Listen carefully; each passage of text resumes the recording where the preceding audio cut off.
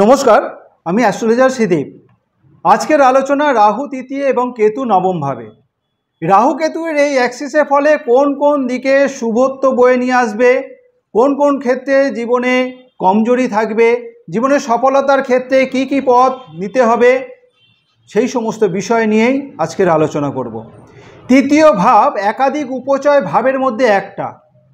এই উপচয় ভাব হচ্ছে গ্রহের বল বা ক্ষমতা বৃদ্ধি করে, অর্থাৎ এখানে গ্রহরা যদি অবস্থিত হয় সেখানে শুভ ফল কিংবা অশুভ ফল যাই প্রদান করে থাকুক না কেন, সেখানে কিন্তু গ্রহের ফল বা ক্ষমতা অনেকাংশে বৃদ্ধি পেয়ে থাকে। এই তৃতীয় ভাব থেকে আমরা কি কি ইন্ডিকেশন পাই? তৃতীয় ভাব থেকে আমরা communication, media, sports, travelling, society, communication skill, social media, creativity, imagination, এই সমস্ত বিষয়, অর্থাৎ একটা ভাব থেকে একাধিক বিষয় সম্পর্কে আমরা জানতে পারি। রাহুর মতো গ্রহ যদি এই তৃতীয় স্থানে অবস্থিত হয়, রাহু কিন্তু বিশেষত ফাইটার গ্রহ, অর্থাৎ যাদের তৃতীয় স্থানে রাহু অবস্থিত থাকবে তাদের মধ্যে কিন্তু একটা অদম্য সাহস বা ইচ্ছাশক্তি থাকবে। এইখানে রাহুর মতো গ্রহ যদি অবস্থিত হয়, সেই সমস্ত জাতক জাতিকার মধ্যে এমন একটা স্কিল দেবে, এমন ক্রিয়েটিভিটি দেবে, এমন ইমাজিনেশন তৈরি করবে যে কোনো বিষয়, যে কোনো শিল্পকলার মধ্যে একটা নিপুণতা নিয়ে আসবে। আপনি ভালো স্পোর্টসম্যান হতে চাইছেন, আপনি ভালো মিডিয়া পার্সন হতে চাইছেন, কমিউনিকেশান স্কিল এতটাই ভালো হবে যে আপনার মধ্যে একটা কনফিডেন্স তৈরি করবে, আপনি সফলতার পথে এগিয়ে চলবেন।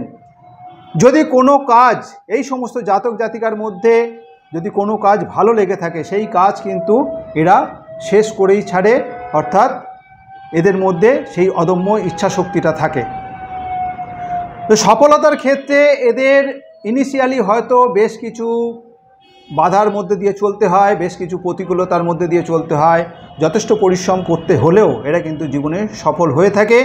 এবং একটা কথা কি, যাদের তৃতীয় স্থানে রাহু অবস্থিত থাকবে তারা কখনোই কিন্তু শর্টকাট পন্থা না মেনে চলাটা, অর্থাৎ শর্টকাট পন্থা অবলম্বন না করাটাই ভালো হবে। পরিশ্রম এবং লেগে থাকার মানসিকতা যদি থাকে, অবশ্যই কিন্তু সেই সমস্ত জাতক জাতিকা যাদের রাহু তৃতীয় স্থানে অবস্থিত থাকবে তারা সফল হবেই জীবনে। তবে রাহু শুভ অথবা অশুভ কী অবস্থায় রয়েছে, ভাবপতি কী অবস্থায় রয়েছে, সেটা অবশ্যই বিচার্য। রাহু তৃতীয় স্থানে অবস্থিত, ভাবপতি যদি অশুভ অবস্থায় থাকে, অর্থাৎ ভাবপতি যদি ষষ্ঠ, অষ্টম কিংবা দ্বাদশ স্থানে অবস্থিত হয়, এই সমস্ত জাতক জাতিকার কথাবার্তা বিশেষভাবে সংযত থাকতে হবে, কথাবার্তার মধ্যে একটা রূঢ় ভাব নিয়ে আসবে। তবে রাহু যদি শুভ অবস্থায় থাকে এবং তার উপর যদি বৃহস্পতির দৃষ্টি থাকে, সেক্ষেত্রে এই সমস্ত জাতক জাতিকার কথাবার্তা একটা কন্ট্রোলিং পাওয়ার থাকবে, অর্থাৎ কোথায় কি বলতে হবে সেই ক্ষমতা কিন্তু এদের মধ্যে থাকবে। রাহু যেহেতু ফাইটার গ্রহ, এদের মধ্যে একটা অদম্য ইচ্ছাশক্তি থাকবে, একটা সাহস থাকবে, সব সময় এদের মধ্যে একটা মানসিকতা থাকবে যে কোনো কাজ আমি পারবো, এই পারার মধ্যে, অর্থাৎ কনফিডেন্স এদের মধ্যে কিন্তু একটা থাকবে। ভাবপতি যদি শুভ অবস্থায় থাকে, রাহুও যদি শুভ অবস্থায় থাকে, শুভ কাজের মধ্য দিয়ে নিজের জীবনে যথেষ্ট পরিশ্রম যেমন করবে তেমন সফলতার প্রতি এগিয়ে চলবে। যদি রাহু অশুভ অবস্থায় থাকে, ভাবপতি যদি অশুভ অবস্থায় থাকে, সেক্ষেত্রে কিন্তু খারাপ কাজ, অর্থাৎ অসামাজিক কাজের সাথে যুক্ত হয়ে তার মাধ্যম দিয়ে জীবনে সফলতার পথে এগিয়ে চলবে। রাহু তৃতীয় স্থানে ভ্রমণের একটা ইন্ডিকেশন দেয়। দেশের মধ্যে বিভিন্ন স্থান যেমন ভ্রমণের একটা ইচ্ছা থাকবে, তেমনই অনেক ক্ষেত্রে এদের দেশের বাইরেও ভ্রমণের একটা সম্ভাবনা হয়ে থাকে এবং দেশের বাইরে ভ্রমণও হয়ে থাকে। তৃতীয় রাহুর অবস্থানে ভাই বোন বেশিরভাগ ক্ষেত্রেই না থাকার সম্ভাবনা থাকে। যদি ভাই বোন থেকে থাকে, তাদের ভাই বোনের সাথে সম্পর্ক বিশেষত খুব একটা ভালো হয় না। তবে রাহু যদি শুভ অবস্থায় থাকে এবং ভাবপতিও যদি শুভ অবস্থায় থাকে, সেক্ষেত্রে ভাই বোনের সাথে সম্পর্ক তিক্ত হয় না, ভালো সম্পর্কই থাকে। রাহুর এই অবস্থানে এবং ভাবপতি যদি শুভ অবস্থায় থাকে, সেই সমস্ত জাতক জাতিকা যাদের তৃতীয় স্থানে রাহু, প্রচণ্ড চতুর এরা হয়, চালাকির মাধ্যম দিয়ে কার্যসিদ্ধি এরা করে থাকে। যথেষ্ট ভাগ্যবান হবেন, সাহসী হবেন এবং তার সাথে সাথে যথেষ্ট স্বাধীনচেতা অর্থাৎ নিজ ইচ্ছাশক্তি, নিজ ইচ্ছা মতে চলার মতো মানসিকতা এদের মধ্যে থাকবে। অনেক ক্ষেত্রে আবার এদের অন্যের দায়িত্ব নেওয়ার একটা প্রবণতা এদের মধ্যে থেকে থাকবে। আর্থিক সচ্ছলতার সাথে সাথে সামাজিক দিক থেকেও এরা কিন্তু বেশ নিজেদের পরিচিতি একটা তৈরি করে থাকে। আবার এই স্থানে যদি রাহু পীড়িত হয়, তার সাথে সাথে ভাবপতিও যদি পীড়িত হয়, সেক্ষেত্রে দুর্ঘটনা ঘটার সম্ভাবনা থাকবে এবং অনেক সময় কানের জন্য কষ্টভোগের একটা প্রবণতা থাকবে। রাহু তৃতীয় স্থানে থাকলে যেমন বেশ কিছু শুভ যোগ থাকবে, একটা অদম্য শক্তি, অদম্য ইচ্ছাশক্তি থাকবে, সাহস থাকবে, যথেষ্ট সফলতার দিকে এগিয়ে যাবে। রাহু যদি শুভ অবস্থায় থাকে, ভাবপতিও যদি শুভ অবস্থায় থাকে, রাহু যদি অশুভ অবস্থায় থাকে, ভাবপতি যদি অশুভ অবস্থায় থাকে, সেক্ষেত্রে কিন্তু অসামাজিক কাজকর্মের মধ্যে দিয়ে নিজের আইডেন্টিটি তৈরি করবে এবং পরিচিতি পাওয়ার জন্য পরিশ্রম করে থাকবে। দুর্ঘটনা ঘটার সম্ভাবনা থাকবে, কিছু কিছু ক্ষেত্রে সম্পর্কের একটা অবনতি দেখা দেবে। সুতরাং এই সমস্ত বিষয়ে বিশেষভাবে নজর রেখে চলতে হবে। যাদের তৃতীয় স্থানে রাহু কী অবস্থায় রয়েছে সেটা অবশ্যই বিচার্যের বিষয়। কেতু যদি নবম স্থানে অবস্থিত হয়, নবম স্থান থেকে আমরা কি ইন্ডিকেশান পাই? নবম স্থান থেকে আমরা হায়ার স্টাডি অর্থাৎ হায়ার এডুকেশান, পিতা, গুরু, ধর্ম, ফরেন ট্রাভেলস, ফরেন জব, এই সমস্ত বিষয় কিন্তু ইন্ডিকেশান পেয়ে থাকি আমরা। কেতু নবমে বসে কি ইন্ডিকেশান দেয়? আপনি সফলতা পাবেন তখনই যখন আপনি হায়ার লার্নিংয়ের সাথে যুক্ত থাকবেন কিংবা হায়ার লার্নিংয়ের দিকে নজর রেখে চলবেন। কেতুর অবস্থান এবং ভাবপতির অবস্থানের ওপরে কিন্তু উচ্চ বিদ্যার মাধ্যমে সফলতা অর্জন হবে। রাহু কেতুর এই অ্যাক্সিসের জন্য সফলতা কতটা প্রাপ্তি হবে সেটা অবশ্যই নির্ভর করবে রাহু কেতু পাপগ্রহ দ্বারা পীড়িত না শুভ গ্রহ দ্বারা দৃষ্ট হয়ে রয়েছে, তার সাথে সাথে ভাবপতিটাও কতটা শুভ অথবা অশুভভাবে অবস্থিত থাকছে তার ওপরে কিন্তু সবটা নির্ভর করবে।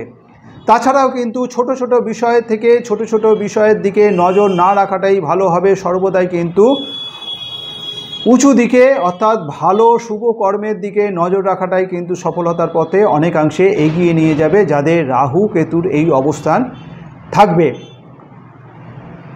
যথেষ্ট পরিমাণে সেই বিষয় যে বিষয়ের সাথে যুক্ত, যে বিষয় নিয়ে সফলতার পথে এগিয়ে যাওয়ার মানসিকতা থাকবে, সেই বিষয় সম্পর্কে যথেষ্ট পরিমাণে নলেজ থাকতে হবে কিংবা জ্ঞান অর্জন করতে হবে।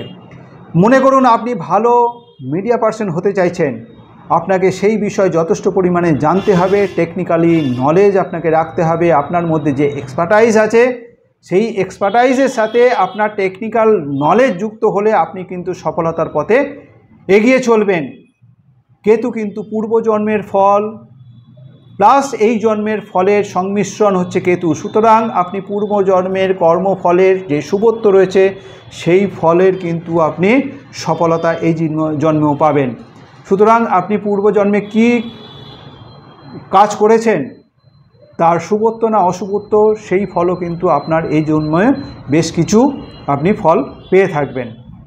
সুতরাং সফলতা পেতে গেলে আপনাকে যথেষ্ট পরিশ্রম করতে হবে, যথেষ্ট নলেজ রাখতে হবে, আপনার যে এক্সপার্টাইজ আছে সেটাকে যুক্ত করতে হবে। হায়ার লার্নিংয়ের মাধ্যম দিয়ে সমস্ত বিষয়টা একটা কম্প্যাক্ট জোন হলে তবে কিন্তু আপনি কেতুর এই সফলতা নিয়ে জীবনের সফলতা অর্জনের পথে এগিয়ে চলবেন। অর্থাৎ আপনাকে যথেষ্ট সেই বিষয় সম্পর্কে নলেজ রাখতে হচ্ছে, আপনার যে এক্সপার্টাইজ আছে সেটাকে যুক্ত করতে হবে এবং তার সাথে হায়ার লার্নিং, এই সমস্ত বিষয় যখন একসাথে হবে আপনি কিন্তু সফলতার পথে এগিয়ে চলবেন। জীবনভর আপনাকে কিছু না কিছু জানতে হচ্ছে, কিছু না কিছু খবর রাখতে হবে, অর্থাৎ আপনাকে জীবনভর নানা রকম জ্ঞান অর্জন করে চলতে হবে, তবেই কিন্তু আপনি জীবনের সফলতার দিকে এগিয়ে চলবেন। নবমে কেতুর অবস্থানে পিতার সাথে একটা মতভেদ মতপার্থক্য থেকে থাকে এই সমস্ত জাতক জাতিকার। তবে পিতার সাথে সম্পর্ক খারাপ তা কিন্তু নয়। অত্যাধিক স্বাধীনচেতা মানসিকতার জন্য নিজ মতে চলার একটা প্রবণতা থাকে এই সমস্ত জাতক জাতিকার। সুতরাং সেক্ষেত্রে পিতার মত বা পিতার সিদ্ধান্তকে খুব একটা গুরুত্ব দেয় না এরা, এদের এই স্বাধীনচেতা মানসিকতার জন্য। তার জন্য কিন্তু পিতার সাথে একটা মতভেদ পার্থক্য এদের মধ্যে দেখা যায়। কিন্তু একটা বয়সের পর, অর্থাৎ জীবনের প্রথম ভাগের পর এদের কিন্তু একটা ফিলিংস আসে, অর্থাৎ বয়সটা যখন 40, 42, 45 হবে, সেই সময় এদের মধ্যে একটা ফিলিংস আসবে যে আমি যে সিদ্ধান্ত নিয়ে চলতাম, আমি নিজের ডিসিশানে যে চলতাম সেটা হয়তো ঠিক নয়। বাবার সিদ্ধান্ত, বাবার মতামতটি কিন্তু অনেকাংশে গুরুত্ব রাখে, বাবার সিদ্ধান্তটাই এখানে ঠিক ছিল। তাই বাবার এই নবমে কেতুর অবস্থানে বাবার সাথে মতাদর্শের একটা পার্থক্য কিন্তু লেগেই থাকে। কিন্তু নবমে কেতুর অবস্থানে জাতক জাতিকার একটা ধার্মিকতা বজায় থাকে, অর্থাৎ যথেষ্ট ধার্মিক হবে এবং পূজা পাঠের মধ্যে এরা কিন্তু যুক্ত হয়। ঠাকুর দেবতা এরা খুব বিশ্বাস করবে এবং পূজা পাঠের মধ্যে এরা থাকবে। নবমে কেতু শুভ অবস্থায় এবং কেতুর উপর যদি কোনো শুভ গ্রহের দৃষ্টি থাকে, তার সাথে ভাবপতিও যদি শুভ অবস্থায় থাকে, তাহলে পিতা কিংবা পিতামহের কোনো শুভ গুণ কিন্তু এই সমস্ত জাতক জাতিকার মধ্যে থাকবে। কিন্তু নবমে যদি কেতু অশুভ অবস্থায় থাকে এবং ভাবপতিও যদি অশুভ অবস্থায় থাকে, সেক্ষেত্রে কিন্তু সেই সমস্ত জাতক জাতিকা যাদের নবমে কেতু, তারা ধর্ম বিরুদ্ধ কোনো কাজ করবে, অর্থাৎ নিজ ধর্মের তুলনায় অন্য ধর্মের প্রতি এদের একটা আকর্ষণ থাকবে, একটা ইন্টারেস্ট থাকবে। সুতরাং কেতু শুভ অবস্থায় যদি থাকে তাহলে নিজের ধর্মের প্রতি যেমন একটা ইন্টারেস্ট থাকবে, কেতু অশুভ অবস্থায়, ভাবপতিও যদি অশুভ অবস্থায় থাকে, অন্য ধর্মের প্রতি একটা ইন্টারেস্ট এদের মধ্যে থাকবে। কেতু শুভ গ্রহ দ্বারা যদি দৃষ্ট হয় তাহলে অসাধারণ আধ্যাত্মিক উন্নতি এদের মধ্যে হবে, ধার্মিক হবে, সৎ অর্থনৈতিক সচ্ছলতা থাকবে এবং যথেষ্ট ভাগ্যবান করবে এই সমস্ত জাতক জাতিকাদের যাদের কেতু নবমভাবে শুভ অবস্থায় থাকবে। অশুভ অবস্থায় যদি থাকে এবং ভাবপতিও যদি অশুভ অবস্থায় থাকলে ভাগ্যের ফল পেতে এদের কিন্তু অনেক পরিশ্রম করতে হবে, তেমনি ভাগ্যের ফল পেতে প্রচুর দেরিও হয় এদের। পিতার জন্য ভাগ্যের ফল প্রাপ্তিতে অনেক বাধা আসবে, পিতার দিক থেকে অনেক দুঃখ আসার সম্ভাবনা থাকবে। ফৌজদারি কোনো বিষয়ে যুক্ত হওয়ার সম্ভাবনা থাকবে, মামলা মকদ্দমা পুলিশি বিষয়ে কিন্তু কোনোভাবে যুক্ত হওয়ার সম্ভাবনা থাকবে, সেদিক থেকে বিশেষভাবে সতর্ক যাদের নবমে কেতু অশুভ অবস্থায় থাকবে। অবৈধ কোনো সম্পর্কে যুক্ত হওয়ার সম্ভাবনা এদের, কোনো ক্ষেত্রে ঋণগ্রস্ত হওয়ার সম্ভাবনা থাকবে এবং শারীরিক দিক থেকে দৃষ্টিশক্তির একটা সমস্যা দেখা দেবে। সুতরাং কেতু যদি অশুভ অবস্থায় থাকে এবং ভাবপতিও যদি অশুভ অবস্থায় থাকে, এই সমস্ত বিষয়ে বিশেষভাবে নজর রেখে চলতে হবে যাদের কেতু নবমে থাকবে। রাহু কেতুর এই অ্যাক্সিস সর্বদা কিন্তু কথাবার্তায় বিশেষভাবে সংযত থাকতে হবে, নতুবা কিন্তু কথাবার্তার জন্য অন্য মানুষের সাথে সম্পর্ক যেমন অবনতি হবে, তেমন সেই সমস্ত মানুষরা কিন্তু মনে দুঃখ বা আঘাত পেতে পারে। সর্বদা একটা ইগো কাজ করবে এই সমস্ত জাতক জাতিকার। আপনার যথেষ্ট মানসিক দিক থেকে স্ট্রং হতে হবে যাদের নবমে কেতু থাকবে। আপনার যে লক্ষ্য তাতে সর্বদা পরিশ্রম করতে হবে এবং লেগে থাকার মানসিকতা রাখতে হবে। সুতরাং রাহু তৃতীয় এবং কেতু নবমভাবে থাকলে বেশ কিছু যেমন শুভ ফল প্রাপ্তি হবে জাতক জাতিকা, তেমনই বেশ কিছু সতর্কতা থাকছে। আমার এই যে আলোচনা, এই আলোচনাটা আপনার কেমন লাগলো অবশ্যই কমেন্টস করে জানাবেন। লাইক এবং শেয়ার আশা করব। যারা এখনও পর্যন্ত আমার এই চ্যানেলটিকে সাবস্ক্রাইব করেননি, আমার পরবর্তী ভিডিও, পরবর্তী আলোচনাগুলোর লিঙ্ক পেতে অবশ্যই চ্যানেলটিকে সাবস্ক্রাইব করে নেবেন। আজ এই পর্যন্তই। ভালো থাকবেন, সুস্থ থাকবেন। ধন্যবাদ।